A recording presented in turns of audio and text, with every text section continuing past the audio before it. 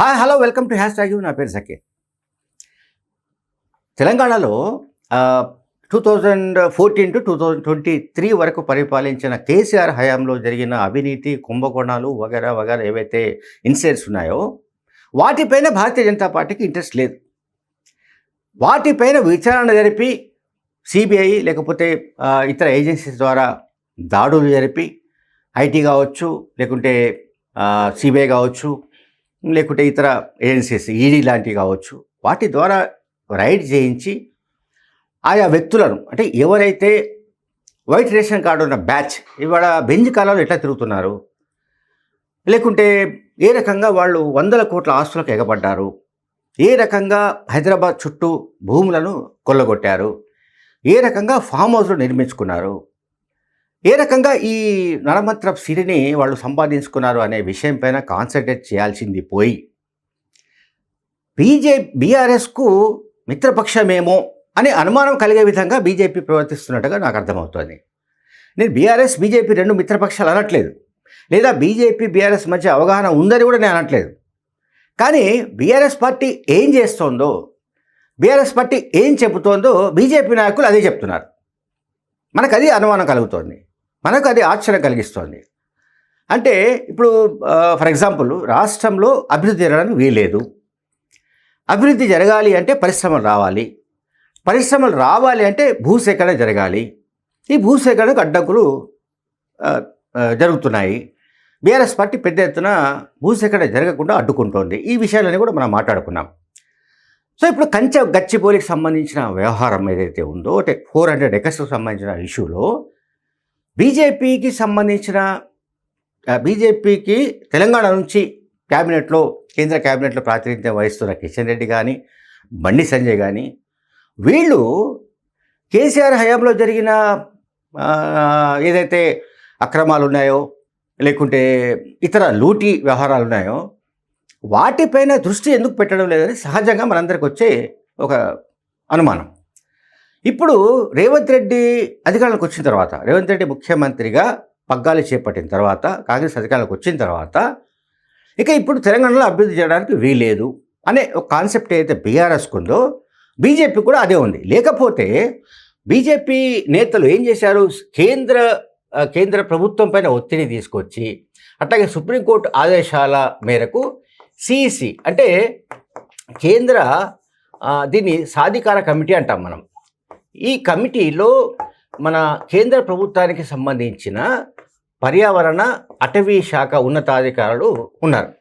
ఈ కేంద్ర సిఈసి అంటే కేంద్ర సాధికార కమిటీ అంటే ఏదైతే కేంద్ర అటవీ అండ్ పర్యావరణ శాఖలకు సంబంధించిన ఉన్నతాధికారుల బృందం హైదరాబాద్కు వచ్చింది, కంచగచ్చిబౌలి ప్రాంతానికి వెళ్ళింది, అక్కడ మొత్తం పరిశీలించింది. సరే, తర్వాత సుప్రీంకోర్టుకు ఈ కమిటీ ఏం నివేదిస్తుంది ఏమిటనేది ఒక యాంగిల్. ఇంకొక యాంగిల్ ఏంటంటే పొలిటికల్ యాంగిల్. ఇక్కడ నేను మాట్లాడుతున్న పొలిటికల్ యాంగిల్ అంటే బీజేపీ ఏం చేయదలుచుకున్నది అంటే రేవంత్ రెడ్డి ప్రభుత్వాన్ని ఏదో రకంగా డ్యామేజ్ చేయాలి, రేవంత్ రెడ్డి ప్రభుత్వాన్ని అప్రతిష్ట పాలు చేయాలి, రేవంత్ రెడ్డి ఇమేజ్ను దెబ్బతీయాలి, రేవంత్ రెడ్డికి పెరుగుతున్న ప్రతిష్ట అవుతుందో దానికి భారీగా గండి కొట్టాలి. ఇది స్కీమ్, ఇది బీఆర్ఎస్ స్కీమ్. నిజానికి ఆ స్కీమ్ని బీజేపీ వాళ్ళు కూడా కాపీ కొట్టారు. మళ్ళీ వాళ్ళు ఏం చెప్తారంటే బీఆర్ఎస్ అండ్ కాంగ్రెస్ కుమ్మక్కైనట్టు చెప్తారు. ఈ కుమ్మక్కవుతున్న విషయాలు మనకెవరికి అర్థం కాదు, ఎవరు కుమ్మక్కైనని తెలియదు. బట్ కంచగచ్చిబౌలికి సంబంధించిన ల్యాండ్స్ ఏవైతే ఉన్నాయో 400 ఎకరాలు, ఈ 400 ఎకరాలకు సంబంధించి వివాదం ఇప్పటిదేం కాదు, చాలా ఓల్డ్ స్టోరీ ఉంది దానికి. మరి బీజేపీ అధికారంలోకి ఎప్పుడు వచ్చింది? 2014లో వచ్చింది. 2014లో వచ్చిన తర్వాత మరి ఇప్పటిదాకా ఈ ఇష్యూని వాళ్ళు ఎందుకు టేకప్ చేయలేదనేది ప్రధానంగా మనందరికి వచ్చే డౌట్. కేంద్రంలో అధికారులు ఉన్న పార్టీగా అసలు ఈ ఇష్యూ సుప్రీంకోర్టులో ఉంది, ఇవి నిజంగా ప్రభుత్వ భూములే, లేకపోతే అక్కడ ఉన్నది అడవులే, వాటిని రక్షించాలి అని దానికి సంబంధించి బీజేపీ ఎటువంటి యాక్షన్ ప్లాన్ కూడా అమలు చేయలేదు.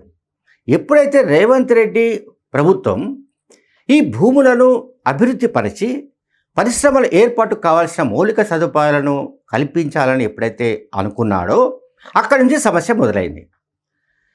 అండ్ ప్రతిదానికి కూడా బీఆర్ఎస్ అండ్ కాంగ్రెస్ కుంభకైనట్టుగా బీజేపీ ఆరోపిస్తూ వస్తుంటుంది. ఈ ఆరోపణలకు సంబంధించి కూడా నేను ఒక విషయం చెప్తాను. ఇప్పుడు బీజేపీ చేస్తున్న ఆరోపణ ఏమిటి అంటే బీఆర్ఎస్ అండ్ కాంగ్రెస్ వీళ్ళిద్దరు కుమ్మకైనట్టుగా బీజేపీ చెప్తుంటుంది. బీఆర్ఎస్ పార్టీ ఏం చెప్తుంది? బీజేపీ అండ్ కాంగ్రెస్ కుమ్మకైనట్టు చెప్తుంటుంది. ఓకే, తర్వాత కాంగ్రెస్ పార్టీ ఏం చెప్తుందంటే, కాంగ్రెస్ పార్టీ చెప్తున్నది ఏంటంటే బీజేపీ బీఆర్ఎస్ కుమ్మకైనట్టు చెప్తుంది. బీజేపీ అండ్ బీఆర్ఎస్ చూడండి, ఇది ఈ 3 విషయాలు మనకు తెలంగాణలో హాట్ టాపిక్గా ఉన్నాయి. ఒకటి బీజేపీ ఆరోపణ ఏమిటి? బీఆర్ఎస్ కాంగ్రెస్ ఈ 2 కుమ్మక్కాయని. అండ్ బీఆర్ఎస్ పార్టీ చెప్తుంది బీజేపీ కాంగ్రెస్ ఈ 2 కుమ్మక్కాయని. కాంగ్రెస్ పార్టీ ఏమో బీజేపీ ప్లస్ బీఆర్ఎస్ ఈ 2 కుమ్మక్కాయని వీళ్ళు చెప్తున్నారు.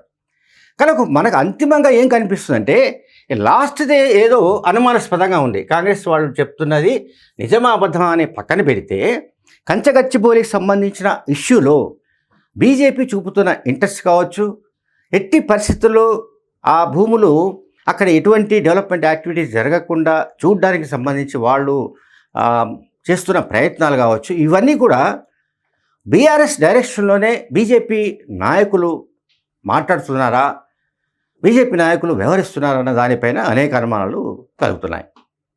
Thank you very much.